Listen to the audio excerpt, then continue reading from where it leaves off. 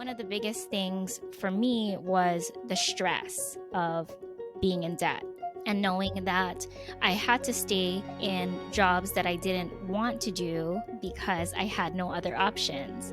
Back in 2016, I was in a job that was a great opportunity, but I was never home. I was never home with my family. And so, going back to that scenario with my son, I didn't see the signs that he was not feeling well, that he was sick prior to going to school, and that I had to take him to the emergency room. So, being that I felt trapped was that point where I told myself, I'm never going to be in this situation again where I can't be there for my family.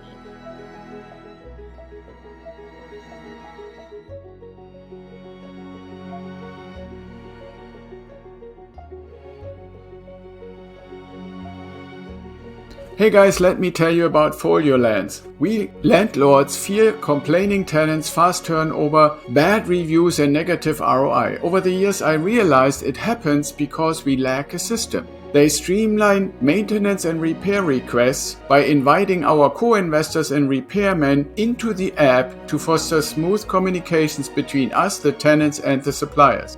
Head over to foliolens.com if you hate time-consuming admin tasks like tracking your property revenues, expenses, and due dates. So sign up for their newsletter at foliolens.com and start managing your rental properties from anywhere in the world.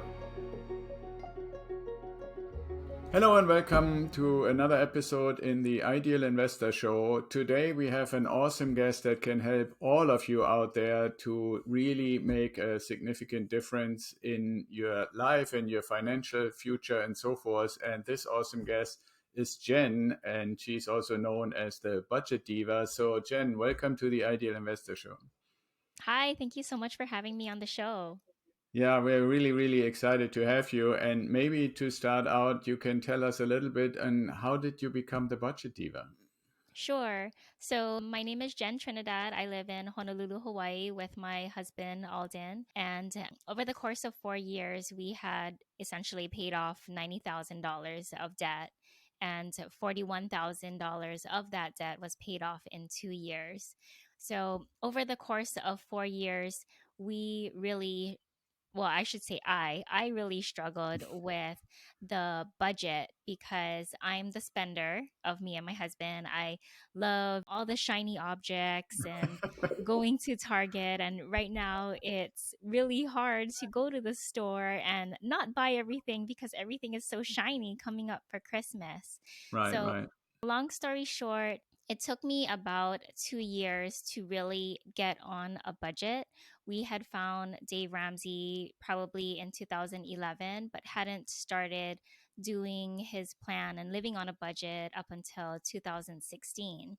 So from 2016 to 2018 was where I really struggled to live on a budget. And in 2018, something had happened to my son where the school had called him and said, you need to come get him immediately because he is not feeling well and he needs to go to the emergency room. And at that point was, I want to say, was the changing moment of when I said, I can't do this anymore. I can't be working all the time and not paying attention to my family. I really need to get on a budget, get us out of debt so that we'd have a better future. So from 2018 to 2020 was where we made the most progress in our debt.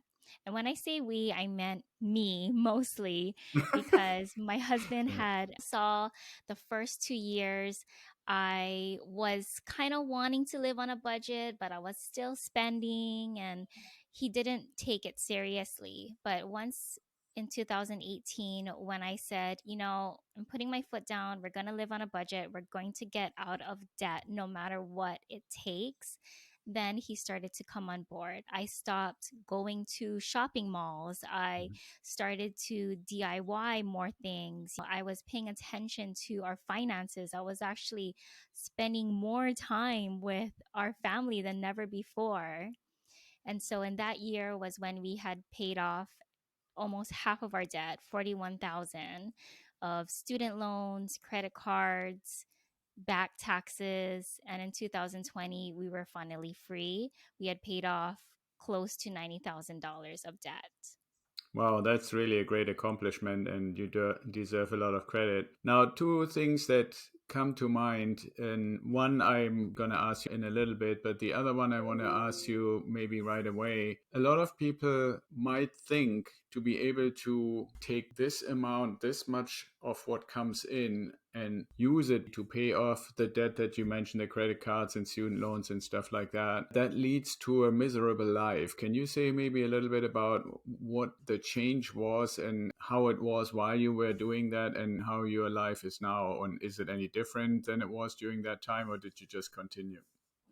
Sure. So in 2011, when we had found Dave Ramsey, Dave Ramsey always talks about living on a beans and rice and beans diet, and you're not going to go to a restaurant unless you're working there. That was, to me, that sounded like a miserable life. Right. But in 2016, that's when I decided, okay, we're going to try this again to get a hold of our finances. And the first 2 years, I really struggled with it because I did believe that. I believe that my grocery bill had to be $200 a month for the three of us. And I wasn't able to go to restaurants. I couldn't go to stores unless I was buying essential things, couldn't go on trips. So for those first 2 years, it was a struggle. And that's why we didn't pay off as much debt as I thought we were going to. A funny thing happened in 2018. I was watching YouTube and I found this couple, His and Her Money, Talid and Ty McNeely, and they were talking about mystery shopping, how they had made $400 as a mystery shopper. And so I Yeah. always thought, mystery shopping, that's a scam, right? And the more I got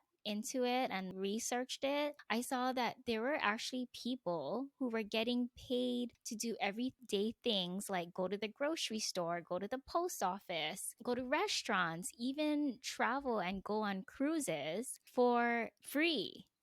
Free meaning they had to work for it. They had to do a report and do what the mystery shop company was telling them to do on evaluating their customer service, their products, etc. But they were doing this and getting paid for it. So once I went down that rabbit hole of what a mystery shopper Yeah. was and how I could do that and how I could use my love of shopping to actually get paid to do these things, that really had increased our income by $15,000 while still getting reimbursed for everyday things like going to the grocery store and going to restaurants. So that was when my mindset had changed. I didn't feel that I was stuck anymore. I felt, okay, there is a plan, there is a way out. And maybe 15 years ago, if you wanted to pay off additional debt, you did have to get a second job at a brick and mortar store or a restaurant. Right. Nowadays, there's so many things that you can do with your skills and experience online, or even being a Uber driver or doing DoorDash and things like that to make money on your own time. And that's when my mindset really changed. So going forward from 2018 to 2020, we just went full force. We said we are going to use our money from our regular income to help pay off the debt. And then Right. the extra money that we made will be like our fun money while still getting paid to do things like go to fancy restaurants. Yeah, so one thing I want to clarify for our audience, I personally have always felt that mystery shopping is somewhat of a misnomer because, at least for the organizations that do it in a serious way, which I'm assuming, Jen, is what you're referring to, it should and would probably be better characterized as something like customer service and product placement research, right? Because ultimately, if you really say, okay, somebody has a product that gets into a supermarket or a department store or anything like that, how do we know how the staff is actually reacting when somebody looks for it? How do we know that it's really put in the position and in the place? And sometimes, as far as I had to learn, not that I'm involved very deeply, but I had to learn it for a project I did years ago, that oftentimes companies have to actually pay for shelf space. So to make sure that the shelf space that they're paying for in a particular aisle with particular other items together, all these kinds of things, it's one thing to say, okay, the company company that is actually retailing the items is promising to do this, but there isn't very much else other than either you have a sophisticated camera system, which they typically don't allow you to get access to, or you have to send somebody. So mystery shopper, I guess, is only really in the sense to be understood that the store that you're actually going on behalf of an organization like that doesn't know that they sent you. So in that sense, it's a mystery to the store, but it's not a mystery to you or anything like that, if I understand it correctly. So would you say that's a fair description? Yes, absolutely. There's different kind of mystery shopping. So there's competitor shopping, which the company wants you to go to their competitor and see what is your feedback on the product or service, or the company itself, the client, I should say, which is your XYZ grocery store, is being hired by the mystery shop company to evaluate how their staff is doing, what do you like about the products, how they can improve. People think that being a mystery shopper is you're going there to critique them, but you're not going to critique the employees or the products. You're just giving an objectable feedback on what you like, what you don't like, and what the company is doing right so that they can make those changes in their store. Yeah, absolutely. And thank you for explaining that, Jen. So, one thing, and I don't know if you know this about me or not, I have a love hate relationship with Dave Ramsey and people like him. And the reason for that is I totally believe that anybody that he has helped to see the benefit of living a life within reasonable means, I think is great. And especially for people who, for whatever reason, whether they have shiny object syndrome or some other reason why they're spending, especially consuming, that's, I think, the really big distinction. To you can spend on things that I call a value asset, or you can spend on consumables, right? If, for example, somebody goes and buys a car, literally they're all saying is you drive it off the lot and it already lost 20% of its value. When in comparison, what we do as an ideal wealth grower, and this is why we created the Ideal Investor Show, is to help people to generate passive income through value investments, mainly in real estate. And that, I mean, anybody who has paid attention the last few years would know, okay, if you bought a piece of real estate even just 2 or 3 years ago, you probably made 10 or 20% besides the rental income just by appreciation. And that doesn't mean that we recommend for people to sell the real estate that they just bought, but it's a totally different ball game. So the part that I love about Dave Ramsey and anybody who helps people to learn to live within a budget and how that works and how to structure your life and how to still be happy and satisfied, I love that part. The thing that, especially with Dave, I'm struggling with, and I want to ask your opinion about it, is I believe and have always said, from my perspective, there is good debt and bad debt. The bad debt, I think we covered, you mentioned a whole list of things that you got rid of in those 2 years. But the thing that I find is really important to realize, if somebody can, from their regular income and some additional jobs, like you said, Uber or Uber driving or mystery shopping or anything like that, generate a certain amount of income that you can pay off $40,000-$50,000 of debt, that would, if you just keep doing what you're doing after you paid off the debt, allow you to buy a property that can generate passive income, at least one each year, maybe even two.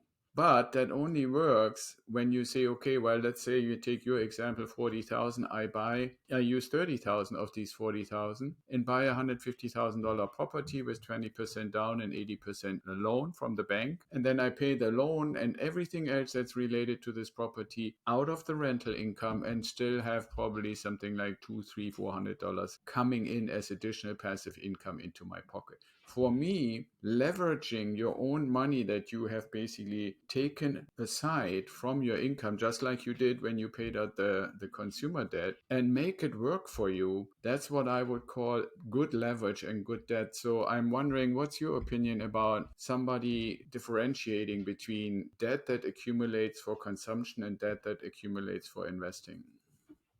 I think that what Dave Ramsey is doing is great for people who have a hard time managing their money. Right. I'm not the person to advise on any means on how to invest and use your money or use your loan as leverage to buy properties or, to invest it somewhere. But I do believe that being what happened in 2020 when Mhm. there were landlords who weren't getting rental income because people weren't able to pay their rent, people were losing their jobs, and people just didn't have any money. I do think that it's really important to have a good amount of money in savings and Yeah. the least debt amount possible, so that if something were ever to happen again, like 2020, or something happens to that person because of circumstances beyond their control, that they have that money in savings to use. One of the biggest things for me was the stress of being in debt and Okay. knowing that I had to stay in jobs that I didn't want to do because I had no other options.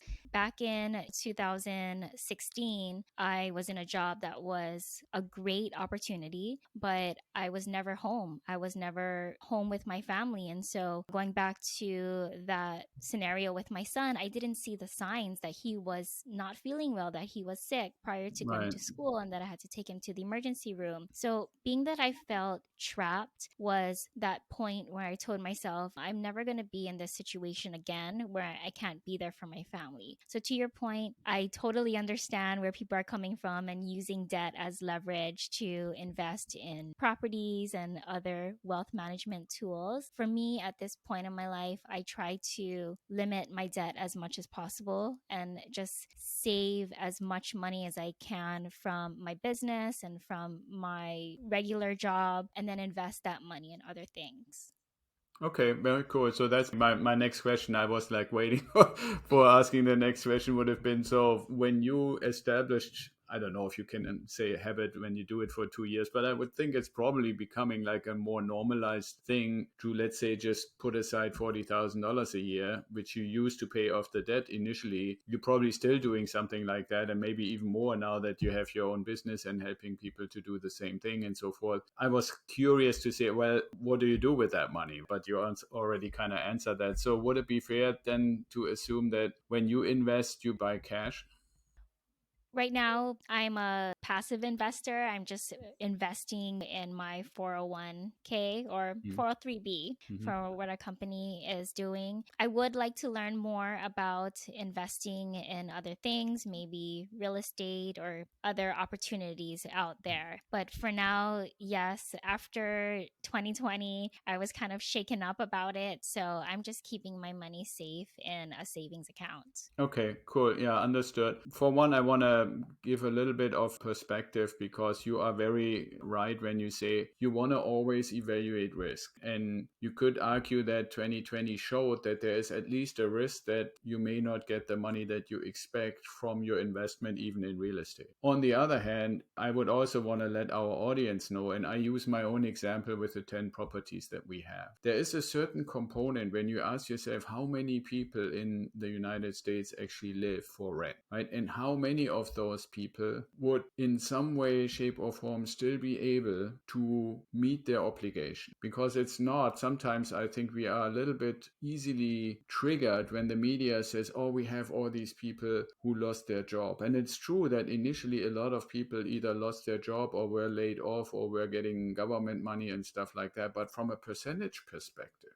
90% of people still had their jobs. A lot of them had to work from home and stuff like that, but they still had their jobs. So if I go back to our example, my own example, and the reason I pointed out is not to brag or anything like that, but to make a point on how important it is to have certain criteria when you have and own something and you let other people use it. Whether it's you have a car that you use to drive Uber, or in our case where we recommend for people to invest in real estate, especially single family homes, to say how important is it to look what kind of a person am I bringing in or let my property manager bring in to rent the place. Now, nobody can predict if everybody always will have their job, especially when something like the pandemic happens. But my experience is with good research on what kind of tenants do you bring in, the likelihood that you lose rent or don't get any payment is very low. We didn't lose any rents. We had a few delays because people needed to apply for stuff for like government help or government programs or unemployment and stuff like that. But in the end, I would say 98% of the rent that people had agreed to in their lease agreements were paid. But you are very right, and this is an excellent point that I want to really thank you, Jen, for bringing that up. And that is what we always preach for our clients too, is whether you have the property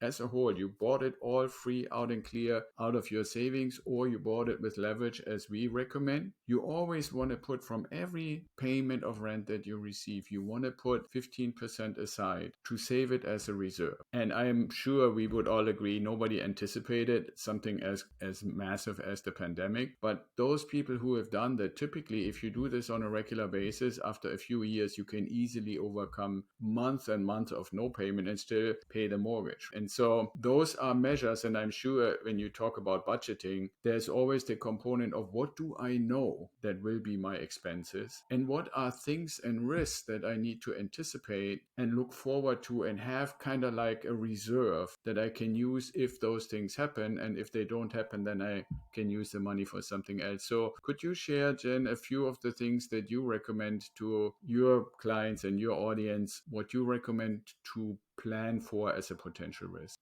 Sure. So, the three things that I teach in my Budget Divas membership, my community, is I focus on three things that's just really easy. One is to live on a budget, two is to decrease your expenses, and three is to increase your income. If you can do those three things, you'll be good. Whether you're in debt or you're out of debt, if you can do those three things, you'll be good financially. And then you can decide what you want to do, if you want to invest and how to build wealth, etc.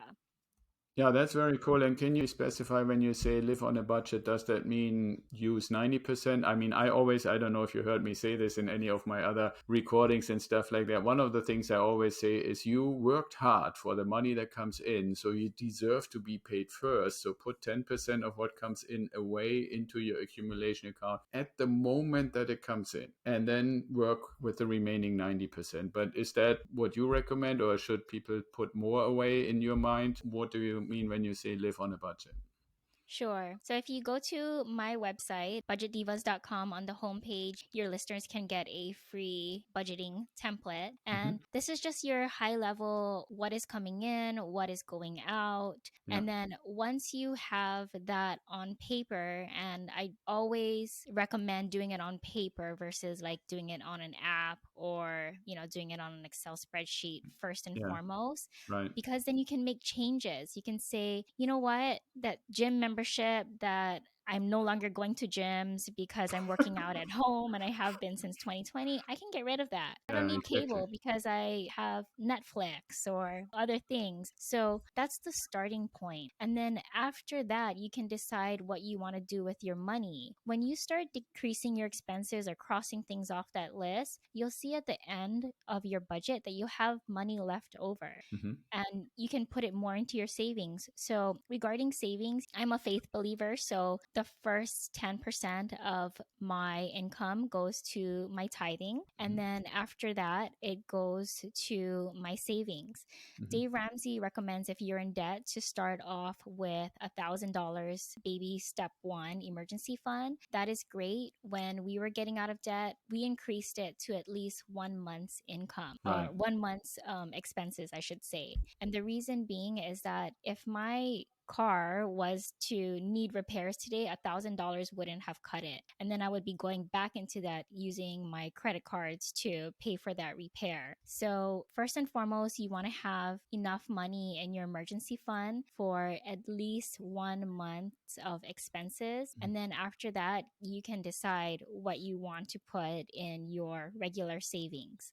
If you're out of debt, by all means, put 10% or more, as much savings as you can cash flow into that savings account. If you're in debt, pay off that debt as soon as possible. Use any extra money to pay off that debt and then start building wealth after that.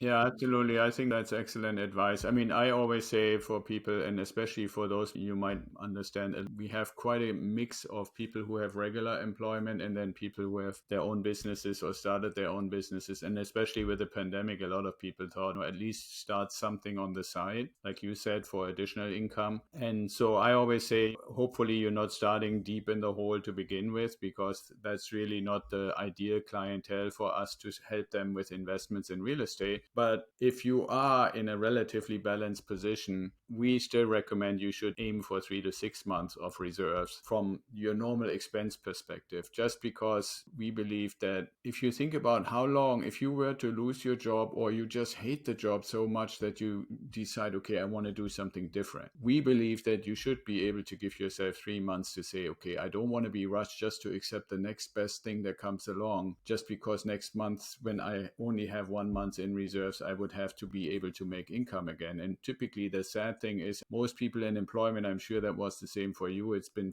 the same for me, you get paid after you have actually worked the first month, right? So even if you were to find a new job within a month, then you still have to handle another month before you get your first money. So that's why we always say the minimum it should be 3 months and ideally 6 months, and that is independent of the reserves for the property. So the properties are one thing, and then the reserves for your life are another thing. So I'm glad to hear that we are pretty well aligned, even though we may not agree that there's good debt and bad debt. But I think to also there is, like you said, I think you used the term peace of mind. That's a really important thing, right? If you constantly afraid and in fear of something could go wrong with money, I don't think you can really live a full life. Maybe that is the last thing. What's your take on that? Is there some truth that you have experienced through your journey?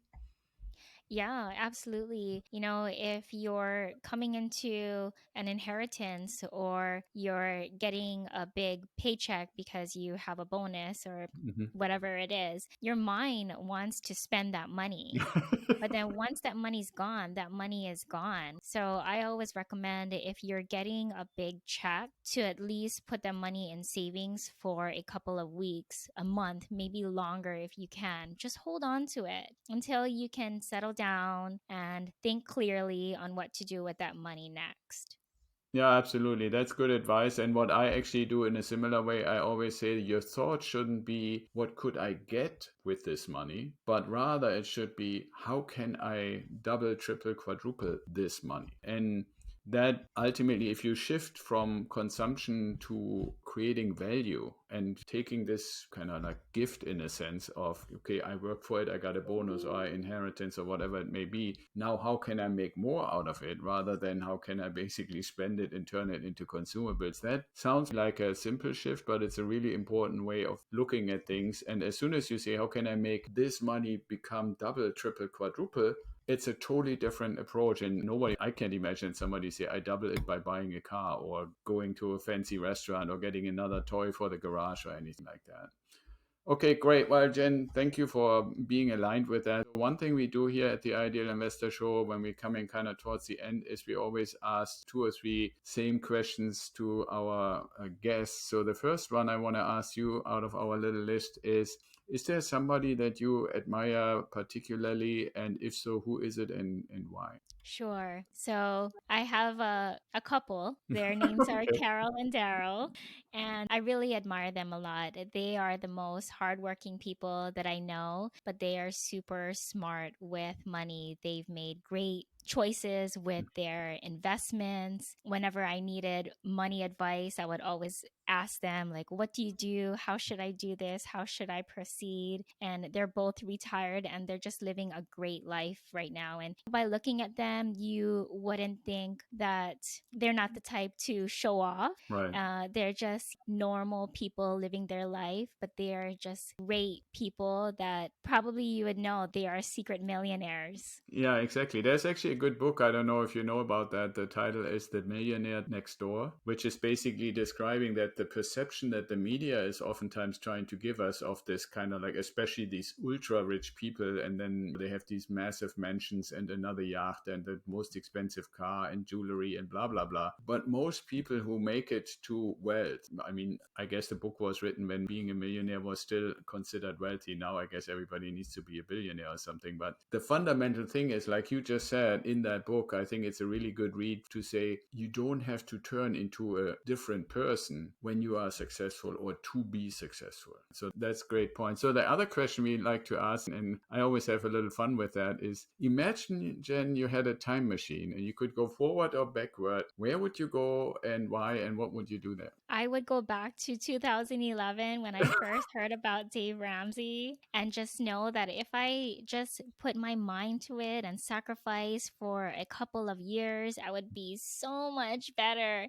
into my financial future. From that time, from 2011 to 2016, I don't know what I bought. I can't tell you what I did with all my money. And Yeah. now I want all that money back. So definitely tell myself, look, evaluate all your expenses, see if this is a want, a need. If it's not a need, put it towards your debt so that you can have a better financial future. Yeah, absolutely. And that's great advice. And I can totally relate. I always say something very similar, just with a twist towards real estate, because when I was 28, I bought my first house while I was still in the Air Force and was stupid enough to sell it because not even made a profit or anything. We just moved to another station and I thought it was normal to sell it. But I think what we both kind of are examples for in that sense, when we say what would we do if we had a time machine, is one fundamental thing that I really hope for the future. And if I can contribute to it, and I think what you're doing with Budget Divas contributes to it, is to improve financial education in general. I wish so much that there were like a high school class or maybe even a middle school class starting a curriculum where people can learn how to deal with money and what is debt and what is investing and how does money actually work and stuff like that, because I feel too many people stumble into it. And as much as I agree with you,